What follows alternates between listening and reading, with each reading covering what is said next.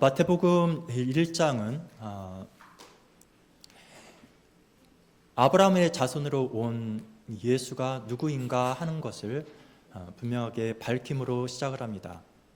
그래서 바로 예수님이 바로 구약에서부터 약속하셨던 바로 메시아 그리스도임을 선포를 함으로써 시작을 하는데, 그것을 분명하게 보여주는 부분들이 바로 또한 이 족보에 관한 부분들이죠. 그리고 마태복음 1장 17절 이하에서 14대라는 언급을 3번에 걸쳐서 합니다. 아브라함부터 다윗까지 14대, 다윗부터 바벨론으로 사로잡혀갈 때까지 14대, 그리고 바벨론으로 사로잡혀간 후부터 그리스도까지 14대라고 이렇게 일컫고 말씀을 우리에게 전하는데, 여기에는 분명한 의도가 있습니다. 그러니까 아브라함부터 예수님까지 오시는 데까지 있어서 그 세대 수가 14대, 14대, 14대 이렇게 사실상 실질적으로 그런 세대의 수가 아니에요.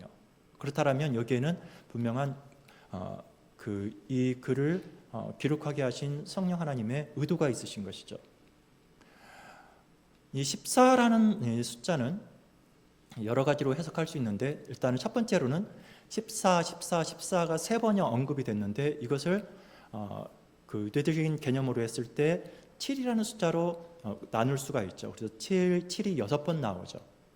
7이 6번 나오고, 그리고 나머지 이제 7년이 남아있는, 그래서 이 총 숫자는 결국에 무엇을 의미하냐면 희년을 바라보게 하는 것이라는 말이죠.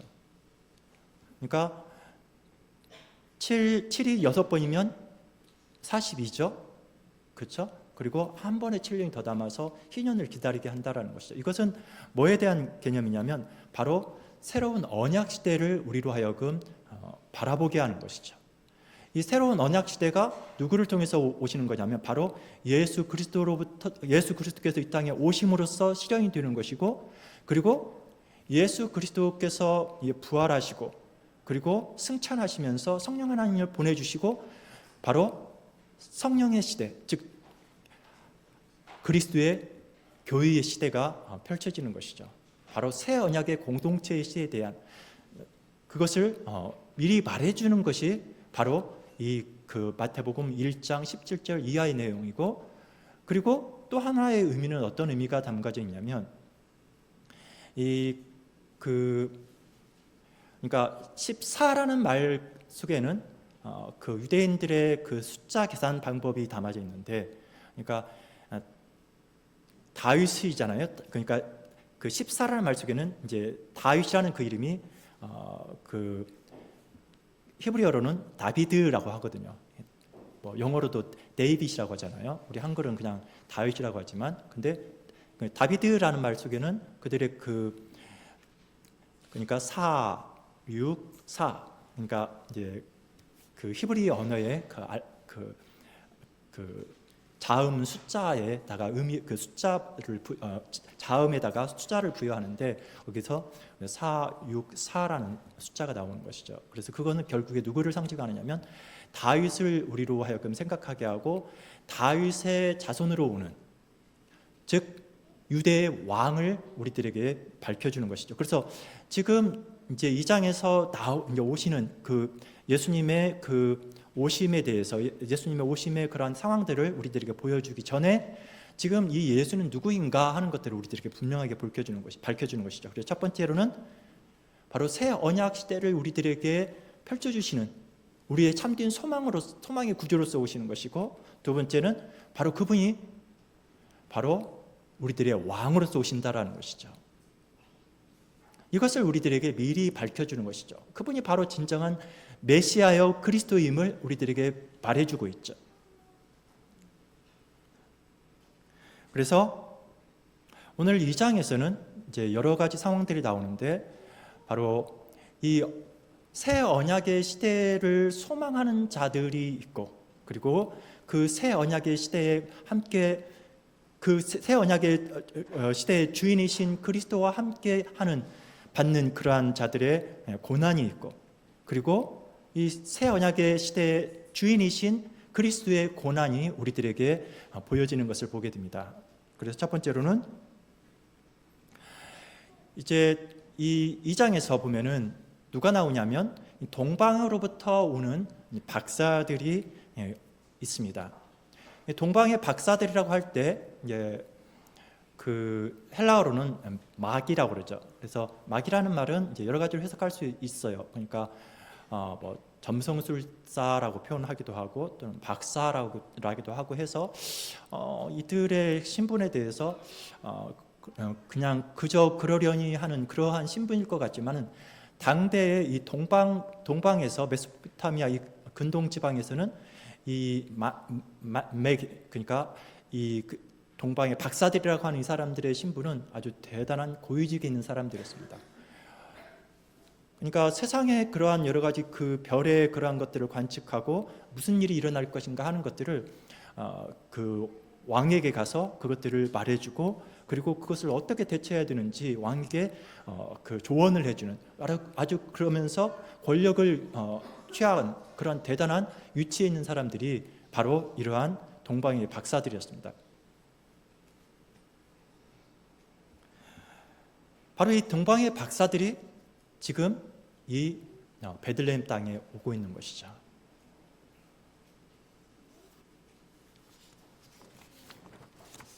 오늘 본문의 시작은 헤롯 왕 때, 이 헤롯 왕은 이제 그 헤롯 왕 하면은 이제 여러 이름이 언급이 되지만, 그러니까 처음에 그 헤롯 대왕을, 그러니까 그 처음에 헤롯을 말할 때 그 헤롯을 말하죠. 그러니까 이 헤롯 대왕 때에 바로 예수님께서 나시는데, 그때에 동방으로부터 이제 예루살렘으로 이 박사들이 오는 것이죠. 그래서 이 동방으로부터라는 이 표현은 우리들에게 여러 가지 의미를 갖게 하는데, 또한 정치적인 의미도 가질 수가 있죠. 그러니까 이 당시에 지금 로마가 그 나라들을 그 제국으로서 지금 통치하고 있는 그런 시대에 있잖아요. 그러니까 이미 바벨론, 아시리아 이런 지역까지 이 동방 지역까지 이 로마가 헬라 문화가 그리고 로마가 그들을 침입하고 침탈하고 그들을 지배하고 있다 이 말이죠. 그럴 때 이 동방의 박사들이라는 이 사람들은 어떻게 보면은 이 로마가 자기들의 지역을 침탈한 것에 대해서 굉장히 반항심을 가졌고 시시탐탐 그들을 거부하는 그러한 혁명을 일으키는 그러한 주체들이 바로 또한 한편으로는 이러한 박사들이었습니다. 이제 그런 정치적인 부분도 함께 얽혀 있다라는 것을 우리가 생각해야 된다라는 것이죠. 그랬을 때 로마는 우리가 유대인들이 6월절마다 이 예루살렘에 모일 때 로마는 항상 긴장을 하고 그들이 혹시라도 그 테러를 일으키지 않을까 항상 그들은 긴장하면서 그들을 지켜봤던 것처럼 항상 전 제국에 대한 그러한 긴장감은 그러한 어떻게 보면 위기감이랄까 그런 것들을 항상 가지고 있었던 게 로마 사람들이죠. 그렇기 때문에 이 동방으로부터 박사들이 왔다라는 이 부분은 어떻게 보면 하나의 긴장감을 불러일으키는 내용이기도 합니다. 그러할 때 바로 지금 이 동방으로부터 박사들이 오는데, 한편으로 보면은 동방의 이 박사들의 입장에서는 어떠하겠어요? 역시 로마가 자기들을 경계한다는 것도 분명히 알았을 거라는 말이죠. 그럼에도 불구하고 그들이 지금 이 예루살렘에 오고 있어요. 그것도 로마인들이 듣기에 아주 깜짝 놀랄만 하고 그리고 가만히 놔두지 않을 것 같은 그러한 정보를 가지고 오고 있다 이 말이에요. 근데 그것을 공개하러 오고 있어요. 그게 뭐냐면은 자기들이 어떻게 받았는지는 모르지만 별을 발견하고 그 별은 바로 세상을 통치하는 진정한 만왕의 왕이 태어날 거라는 것을 그들이 알았다라는 것이죠. 그건 분명히 그들이 어떻게 보면 우리가 점성술을 통해서 그들이 알았을 거라고 이해할 수도 있지만 그렇지 않죠. 이거는 하나님이 그들에게 가르쳐 주신 것이죠. 그들은 하나님께서 가르쳐 주신 그 계시를 받고 바로 만왕의 왕이 올 거라는 것을, 만왕의 왕이 태어날 거라는 것을 그들은 그 소식을 가지고 지금 자기들의 그 어떻게 보면은 굉장히 위험할 수 있는 그런 상황에도 불구하고 이 진정한 왕이 오면은 이 로마의 그 억압으로부터 자기들을 자유롭게 하고 진정한 평화를 줄 수 있는 진정한 왕이 올 거라는 그 간절한 소망 가운데 새 시대에 대한 소망을 가지고 그들은 이곳에 오고 있다 이 말이죠.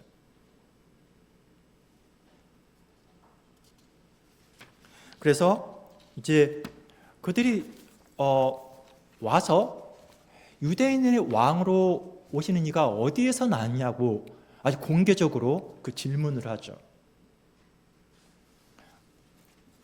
이게 어떻게 상식적으로 사실상 있을 수 없는 부분이지만 진정한 소망을 가진 자들에게 있어서는 이 소망을 감출 수가 없었기 때문인 것이죠.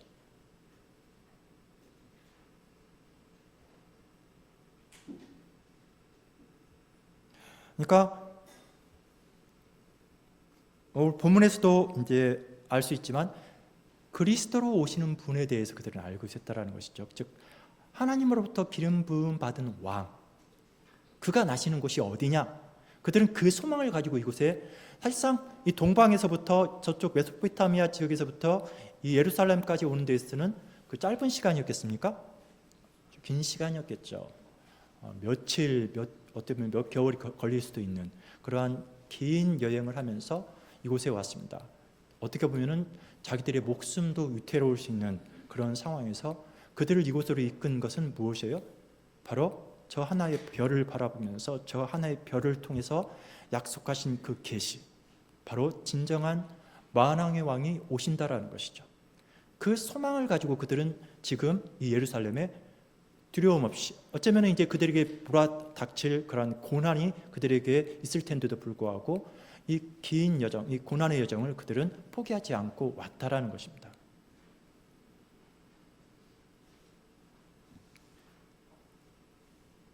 그리고 그들은 이 별이 그들을 인도하고 그리고 그 별이 머물자, 그 별이 머무는 그 집에 이제 자기들이 기대했던 그 진정한 왕이 나실 것을 그들은 그 나신 곳임을 그들이 알았기 때문에 그들은 기쁨으로 그것을 찾아가는 것이죠. 그래서 악이 있는 곳 위에 머물러 선 별을 보고 가장 크게 기뻐하고 기뻐하였더라. 근데 진정으로 이 자기들을 이 로마의 억압, 어떻게 보면은 세상의 그러한 고통으로부터 그들을 자유케 할 진정한 메시아가 올 것을 기대해야 될 것은 누구였죠? 이스라엘 백성들이었죠. 그것도 이스라엘의 리더들이 당연히 그랬어야 되는 것이죠. 그러나 대제사장이나 또는 서기관들은 그것을 이해하지를 못했어요. 진정으로 구약에서 예언했던 이 새 언약 시대에 그리스도가 오시지만 그들은 그것을 감지하지 못했어요. 이 동방의 이방인들을 통하여서 이 소식을 지금 가지고 왔는데도 불구하고 정작 이 사실을 먼저 알아야 되는 그들은 이것을 알지를 못했어요. 그리고 오히려 예수 그리스도께서 나신 것을 크게 기뻐하고 기뻐하는 이는 누구였어요? 바로 동방의 박사들이었다라는 것이죠. 제국의 왕도 아니고 제국의 황제도 아니었어요. 바로 동방으로부터 오는 이방인들이었다라는 것이죠. 그들이 가져온 것은 뭐죠? 황금과 유향과 모략을 가지고 오죠. 황금을 가져왔다라는 것, 유향을 가져왔다라는 것, 모략을 가져왔다라는 것은 이것 또한 우리들에게 두 가지 의미를 가르쳐 줍니다. 첫 번째 의미는 우리가 구약에서도 보면은 사무엘하 8장에서도 아당 도이가 다윗이 하닷 에셀의 온 군대를 쳐서 무찔렀다함을 듣고 도이가 그의 아들 요람을 보내 다윗 왕에게 문안하고 축복하게 하니 이는 하닷 에셀이 도이와 더불어 전쟁이 있던 터에 다윗이 하닷 에셀을 쳐서 무찌름이라. 요람이 은 그릇과 금 그릇과 놋 그릇을 가지고 온지라. 누구에게요? 승리한 왕에게, 이 다윗 왕에게. 그래서 왕에 대해서 인정하는, 왕을 경배하기 위해서 가져오는 것이 바로 황금이었죠. 그래서 황금과 유향과 모략을 가져왔다라는 것은 바로 왕을 경배하러 왔다라는 의미죠. 또 하나의 의미는 유대인들이 황금과 유향과 모략하면은 그들은 항상 성전 문화에 익숙한 사람들이기 때문에 그들의 모든 문화의 개념은 이 성전 문화예요. 그래서 모든 것들이 다 어디로 집중이 되냐면 성전에 있는 그러한 모든 그 제사 의식이라든지 그 안에 있는 그 제단들 이런 것들로 항상 매치가 되어 있기 마련이에요. 자연스럽게. 근데 황금 하면은 그들이 떠오르는 것은 바로 향단이에요. 이 성소 안에 들어가면은 이 향단이 있죠. 그리고 그 향단 안에다가 향단 위에다가 뭘 태워드리냐면 바로 유향과 모략과 같은 그런 향료를 태워서 하나님 앞에 드린다 이 말이죠. 그 향단은 어떤 상징적이냐면 이 향단에는 각각의 4개의 뿔이 있어요. 번제단에도 4개의 뿔이 있죠. 이 번제단에 4개의 뿔이 있어서 그것은 바로 거기에 피를 묻히죠. 그래서 바로 속죄의 의미를 말하는 것이죠. 그래서 이 향단도 결국에 피뿌림을 받고 그래서 이 향단을 우리로 하여금 생각하게 하는 것, 유대인들로 생각하게 하는 것은 바로 이 나신 아기 예수가 누구인가? 바로 우리들의 죄를 속하기 위해서 피를 흘리러 오신 분이라는 것이죠. 만왕의 왕으로 오셨지만 예수 그 이름은 바로 우리를 죄에서 구원하시러 오신 분이라는 것이죠.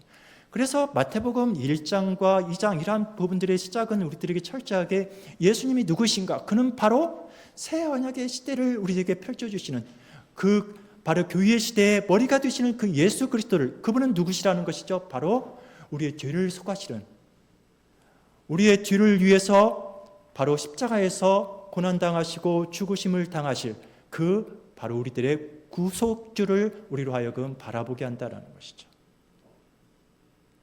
우리의 왕으로 오시는 이가 바로 우리의 죄를 속하러 오신다라는 것이죠. 우리들의 죄를 담당하러 오신다. 이것을 우리들에게 지금 그림으로 우리들에게 보여주고 있는 거예요.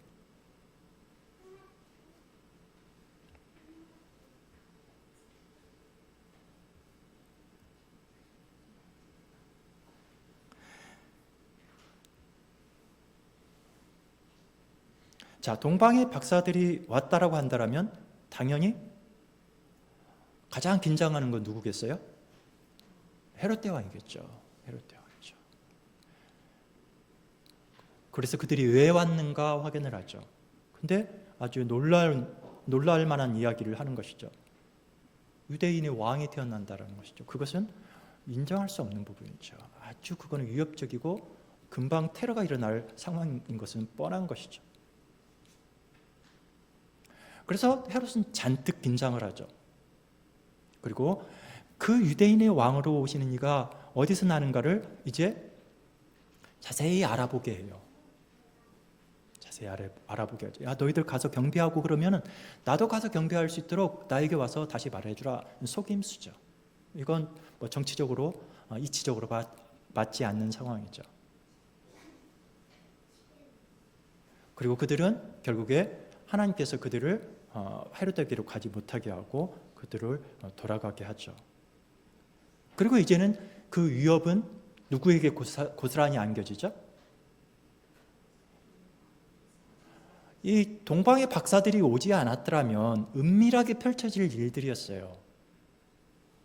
그렇겠죠, 그렇죠?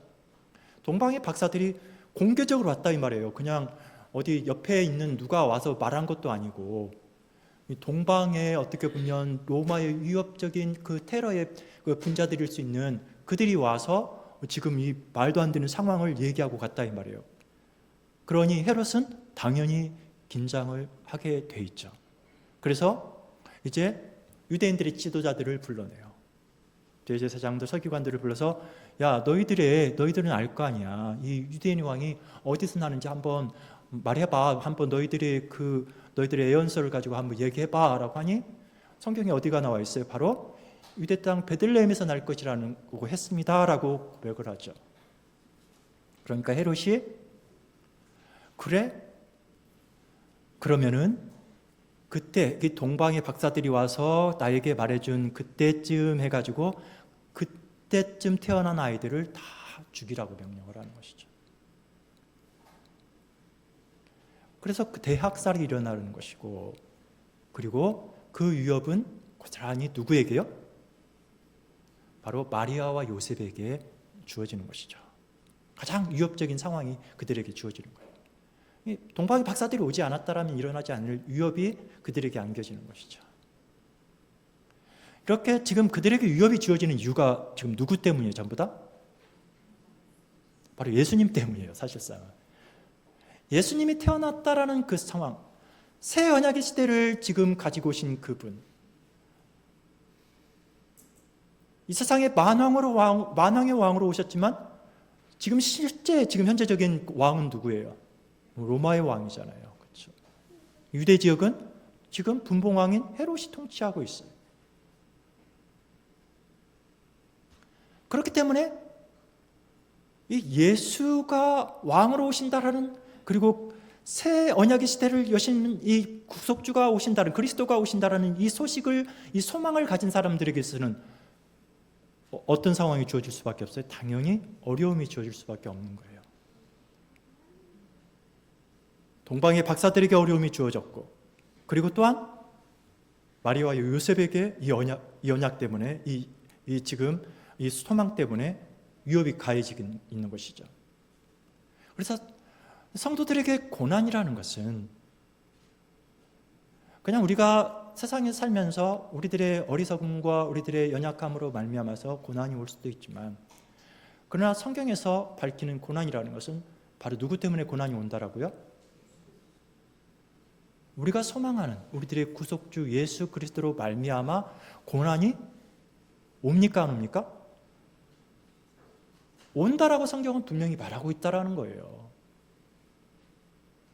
그래서 성도님들이 세상을 살면서 내가 예수 믿은 때로부터는 이제 나에게 이 세상에서 근심 걱정이 사라지고 그리고 고난도 더 이상 없을 거라는 기대를 하는 것은 무엇입니까?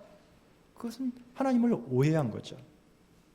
하나님은 그렇게 우리를 인도하시지 않더라라고 하는 것을 바로 예수님이 태어나는 이 상황 속에서 우리들에게 분명히 밝히고 있어요.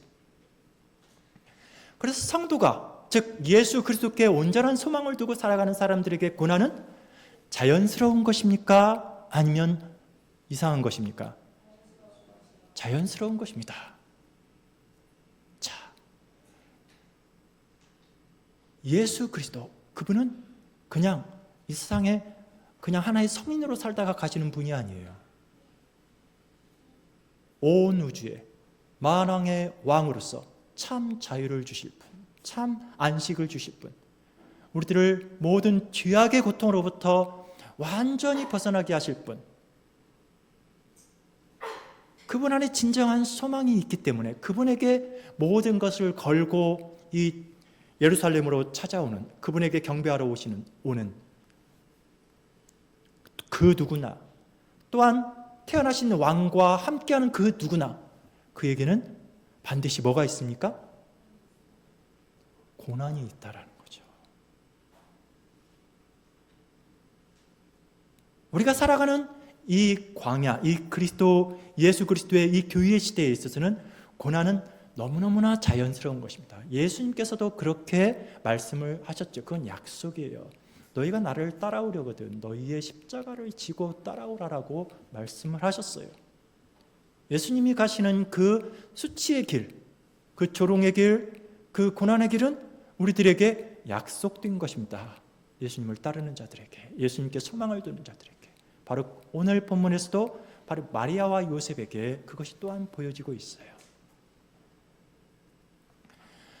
자, 이제 예수님께서 태어나시고 그리고 헤롯이 그 대학살을 일으킬 것을 알았기 때문에 하나님께서 요셉에게 꿈에 그를 이곳에 있지 말고 어디로 가라고 말씀을 하시죠?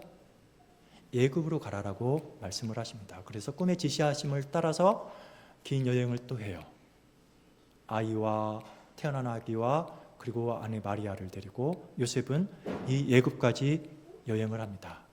그리고 그곳에서 헤롯이 죽을 때까지 그곳에서 기다리죠. 한 3, 4년 기다린 것 같아요. 자, 그러나 이것은 단순히 그냥 마리아와 요셉이 고난을 피해서 애굽으로 갔다, 이런 단순한 이야기가 아니에요. 이것은 이미 구약에서부터 예언했던 바를 이루기 위한 것이라고 성경은 얘기해요. 그래서 예수님께서 하시는, 지금 아기 예수로 태어났잖아요. 그렇죠? 아기 예수로 태어났지만 아기 예수는 곧 누구예요? 하나님이셔요. 그렇기 때문에 이 아기 예수조차 행하는 것이 무의식적이고 무의도적인 것이 하나도 없어요. 예수님께서는 예굽으로 가셨다.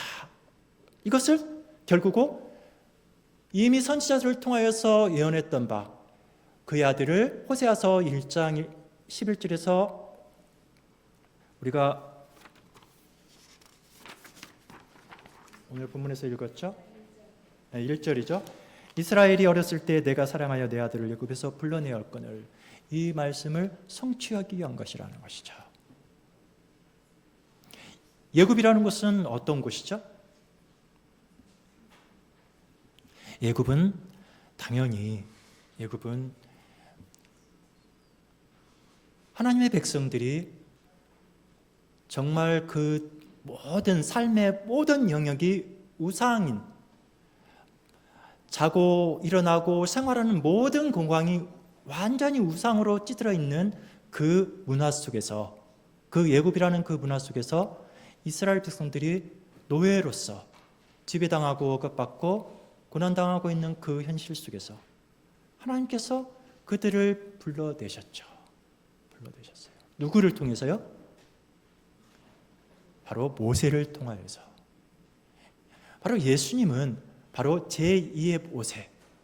그러니까 이제 모세의 후기자로 오는 게 누구죠? 여호수아죠. 여호수아라는 그 이름은 예수아, 즉 이제 히브리어로는 예수가 아니라 예수아예요. 그러니까 예수아라는 이름과 사실상 똑같아요. 여호수아, 예수아. 그러니까 제2의 모세, 모세 다음에 오는 선지자, 그는 누구였죠? 그 여호수아는 바로 모세가 이루지 못한 그 이스라엘의 그 다음 세대들을 가나안 땅으로 데리고 간 사람이죠. 그는 누구예요? 바로 예수 그리스도예요. 예수 그리스도를 보여주는 것이죠. 그래서 예수님께서 예굽으로 갔다, 그것은 바로 이 선지서에서 예언한 것처럼 예굽으로부터 그의 아들을 하나님께서 불러내었다라는 이 부분을 성취하기 위한 것이고, 종국에는 뭐를 위한 거예요? 바로 진정한 출애굽을 위한 것이라는 것이죠. 진정한 출애굽을. 그래서 우리가 마태복음 17장에서도 나오고, 그리고 누가복음 9장에서도 나오는 부분이 있어요.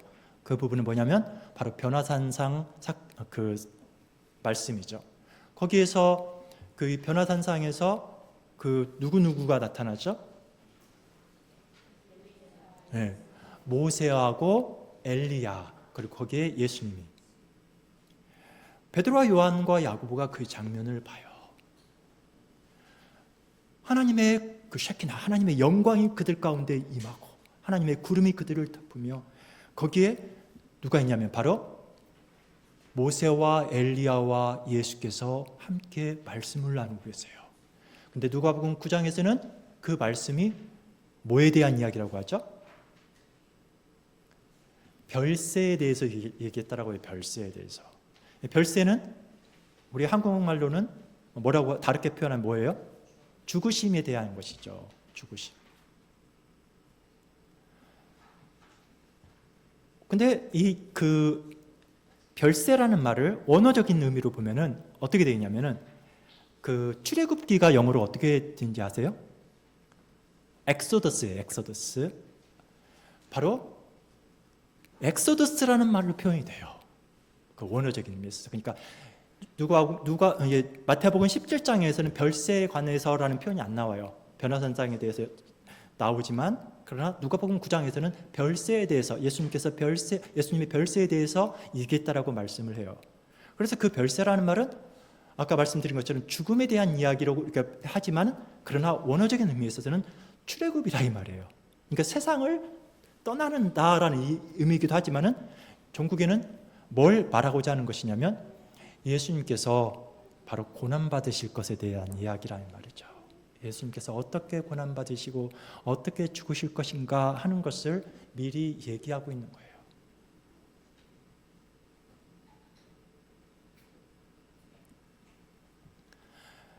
그 영광스러운 그 하나님의 영광이 임하는 그 자리에서 얘기하는 것이 예수님의 죽으심, 즉 예수 그리스도께서 어떻게 죽으실 것인가, 그걸 얘기하고 계셨더라 이 말이에요. 전에도 말씀드린 바와 같이 예수님의 십자가는 저주이고 수치입니다. 그러나 요한복음에서는 또한 그 저주의 십자가가 뭘 상징한다라고 그랬죠? 바로 하나님의 영광을 상징한다라고 그랬어요. 왜 그렇죠? 바로 하나님의 말씀이 구약에서부터 계속해서 이미 태초 전부터, 세상을 지으시기 전부터, 창세 전부터 품으셨던 그 하나님의 그 경륜, 하나님의 섭리가 그곳에서 성취되고 있는 거예요. 뭘 통해서요? 그 수치의 십자가를 통해서. 그래서 예수님께서 당하시는 그 고난, 그 십자가는 단순히 그냥 수치로 끝나는 것이 아니라 하나님의 언약이 성취되는 것이요, 또한 하나님의 백성들을 위해서 죽으심으로 하나님의 백성들을 살리는 그 길이기 때문에 그곳이야말로 바로 하나님의 영광의 자리인 것이죠.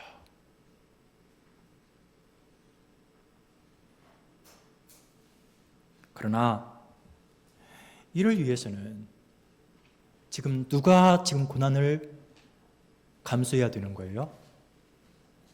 이 놀라운 이 하나님의 영광스러운 이 복음을 들고 있는 이 만왕의 왕의, 그리고 메시아의 그러한 출현과 함께하는 그의 고난 속에 동참해야 되는 마리아와 요셉에게 지금 이 상황들은 고스란히 그대로 안겨지고 있는 것이죠. 누구의 위협이요? 바로 헤롯의 위협이. 그리고 이제 헤롯 대왕이 죽고 그 뒤를 이어서 누가 왕이 되죠? 그의 아들 아켈라오가 왕이 됩니다. 이제 아켈라오는 어떤 사람이냐면, 유대인들은 시시탐탐 항상 그 로마를 싫어했어요. 우리 이런 얘기 했잖아요. 어쨌든 한국이 옛날 그 일본의 압제를 당할 때 우리가 시시탐탐 이 독립을 꾀했잖아요. 그와 같이 유대인들도 항상 그 독립을 꾀했어요. 그래서 BC 4세기경 그러한 시도를 했죠. 유대의 그 성전 입구에 로마인들의 그 상징인 뭐가 있죠? 독수리가 있죠. 그것을 제거해버려야 되겠다라는 것이죠. 왜냐하면 성전을 더럽히는 것이니까. 그래서 그것을 없애고 자기들 나름대로 혁명을 꾀했다가 결국에 실패하고 그들이 화형을 당해요. 그리고 이에 대해서 유대인들이 이제 반란을 일으키고 막 그러는 것이죠. 그러다가 그때 헤롯 왕 아킬레오가 3천여 명의 유대인들을 죽여버려요. 어마어마한 숫자를 죽이는 것이죠. 우리나라 계엄 때 제주 사산 이럴 때에 비하면 적은 숫자일 수는 있지만 엄청 많은 숫자죠. 어쨌든 그 당시에 많은 사람들을 죽여요. 그러니 유대인들에게 아켈라오는 어떤 사람이겠어요? 완전히 이 공포의 대상이죠. 학정을 일으키는, 아주 그냥 포악 정치를 일으키는. 그렇기 때문에 요셉도 이 아켈라오가 바로 지금 왕으로 있다라는 것을 알기 때문에 두려워해요. 그래서 바로 베들레헴으로 가겠어요? 안 가겠어요? 가지 않죠. 예루살렘으로 가지 않아요.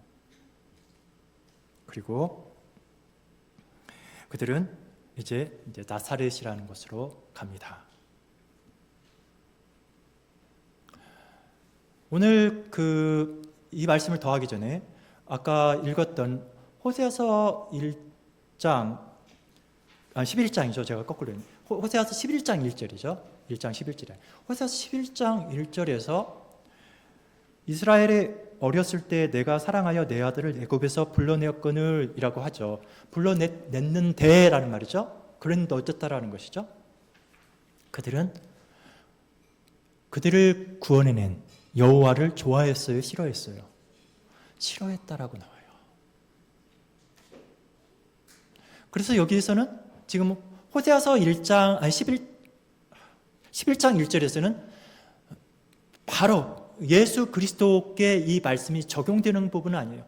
궁극적으로 전 세계적인 범위 안에서, 전 역사적인 범위 안에서 궁극적으로 예수 그리스도께서 오실 것에 대한, 즉 그들을, 이스라엘 백성들을 출애굽시킬 것은, 즉 남은 백성. 왜냐하면 이 호세아서의 지금 배경은 어떤 거냐면, 이스라엘 백성들이 계속해서 죄를 범하고 궁극적으로는 그들이 어떻게 돼요?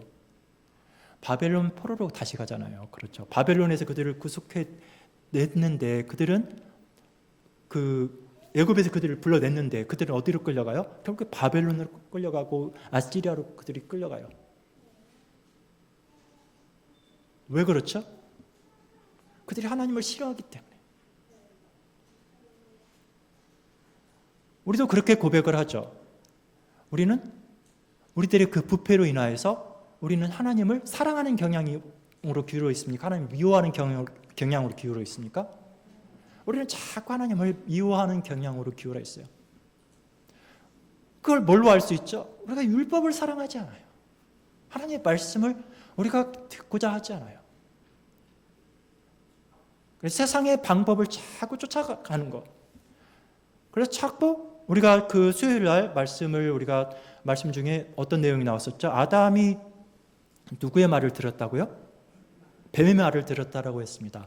왜 뱀의 말을 들었다라고 성경은 굳이 이 뱀을 통해서 역사를 하는 것이죠? 사탄은 모든 피조물 중에서 가장 말 잘하는, 지혜롭다라는 것은 가장 말을 잘한다 이 말이에요. 뱀은 혀가 2개여가지고 낼름거리면서 얼마나 달콤하고 지혜롭게 사람들을 유혹하는지 몰라요. 하나님께서 이스라엘 백성들을 애굽에서 불러냈는데도 불구하고 그들은 누구의 말을 자꾸 들어요? 자기들의 현실적인 상황의 주변인들의 말을 자꾸 듣는다 이 말이죠. 자기들의 경험과 자기들의 노하우를 통해서, 그리고 자기들의 지인들을 통해서, 세상이 주는 그러한 무한한 정보들을 통해서 자꾸 귀를 기울여요. 이제는 제가 예언을 해보죠. 어떤 예언을 해보냐면, 성도님들은 아마도 AI 친구를 둘 것이고, 그 AI 친구들한테 아마 귀를 굉장히 기울이면서 AI가 아마 마치 하나님이라 된 것처럼 대우하기 시작할 것입니다.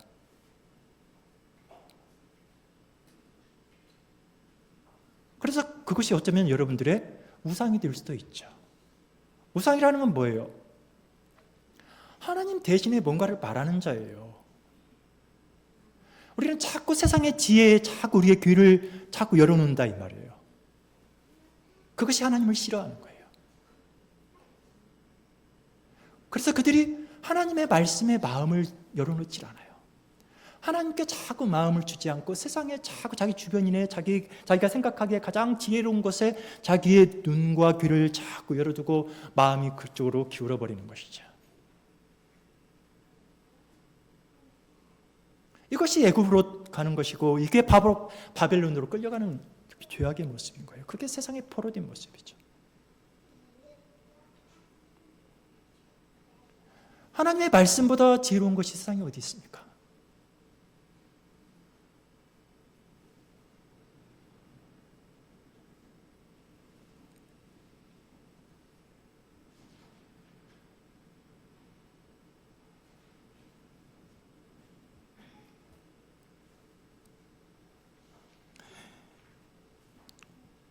이제 예수님께서 애굽에서 다시 이제 고향으로 돌아오고, 그러나 그 고향으로 갈 수가 없어서 어디로 가죠? 나사렛이라는 동네로 가요. 이해되지 않는 한 부분이 있을 수가 있어요. 하나님이신데 왜 이 피조물인 이 한낱 이 헤롯 때문에 이렇게 항상 위기감을 가지고 이렇게 피신하는 삶을 살아야 되냐 이 말이죠.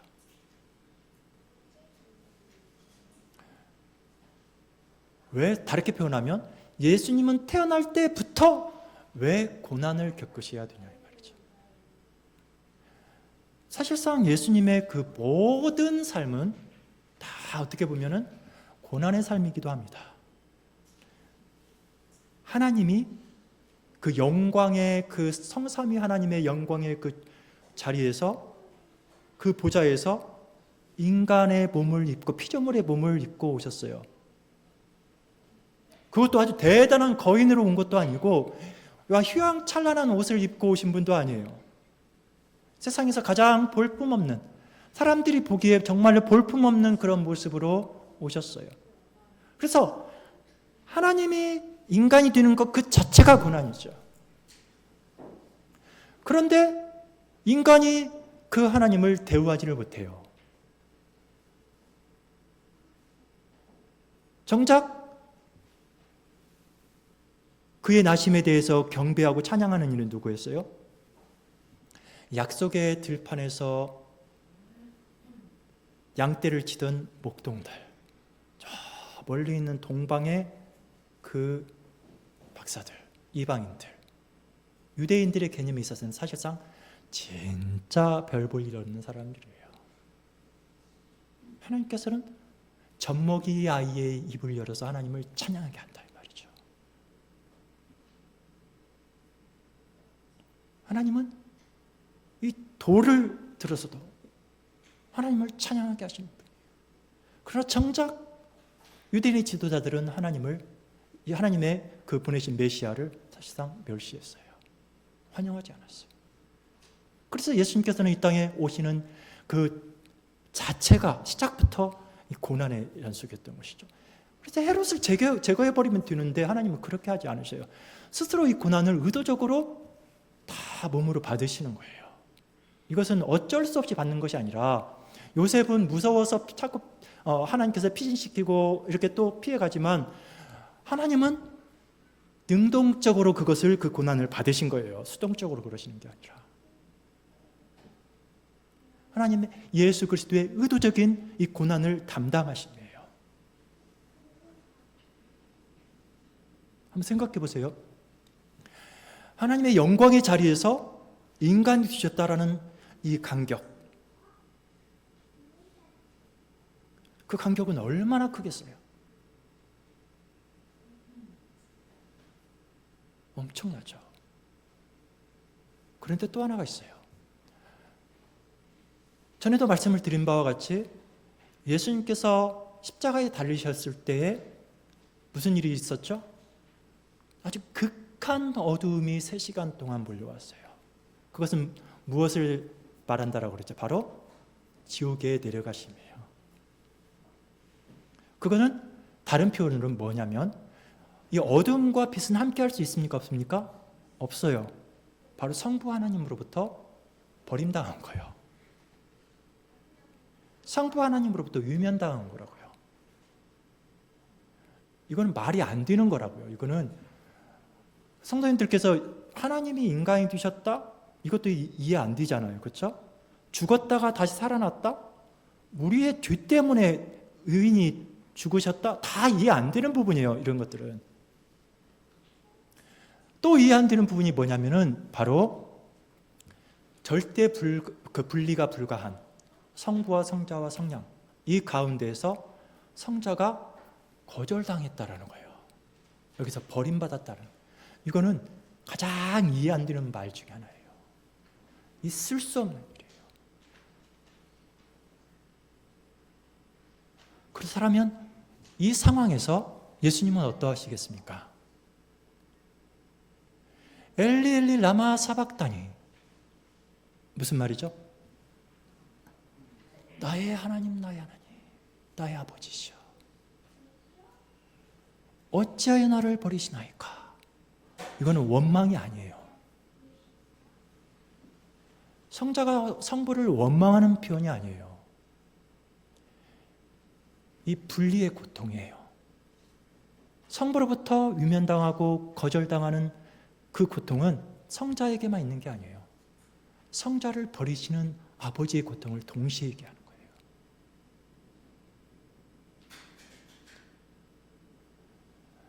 헤롯을 하나님께서 제거해 버리실 수 있어요. 그런데 그렇게 하지 않으세요. 대신에 이 아기 예수에게 그 고난을, 고통을 그대로 다 안기는 거예요. 즉 예수님은 나실 때부터 죽으시는 그 순간까지 절대 고통과 절대 고독을 당하신 거예요. 성도님들께서 살아가면서 아, 나는 고독스럽다, 나는 참으로 고통스럽다, 하나님을 향하여서 고개를 들어 하소연하십니까?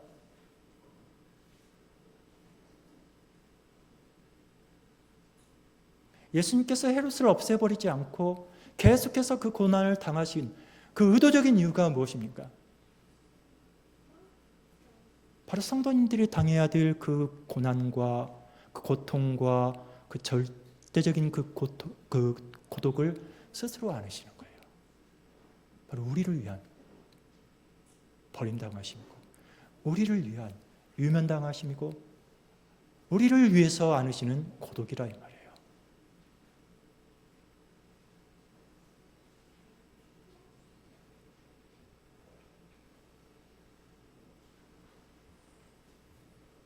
그래서 예수님께서 이제 나사렛에 가서 사셔요.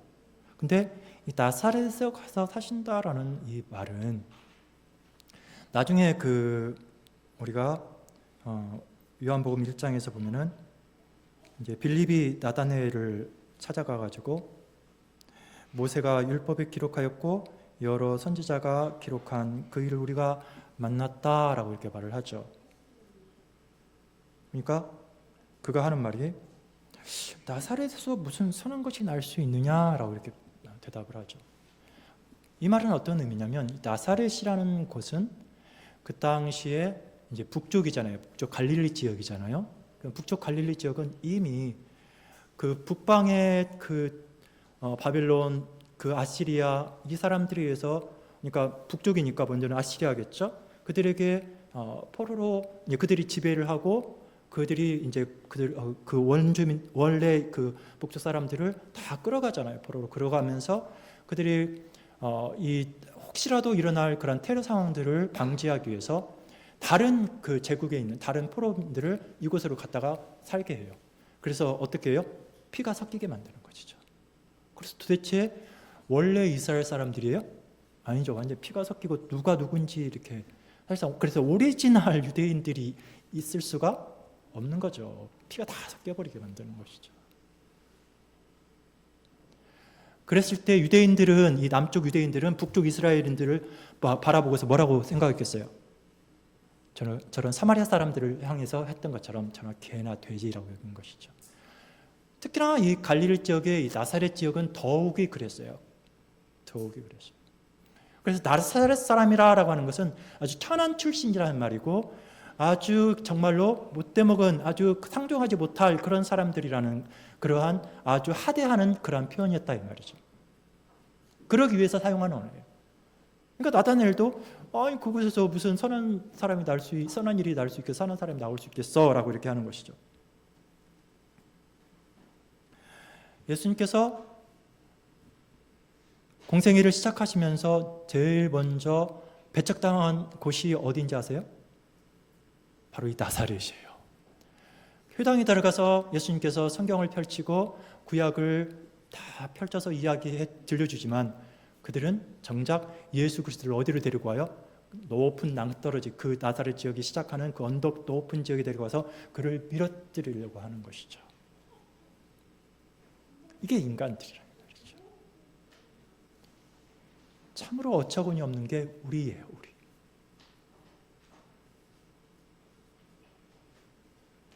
그러나 또한 나사렛이라는 의미는 또 다른 의미도 있어요.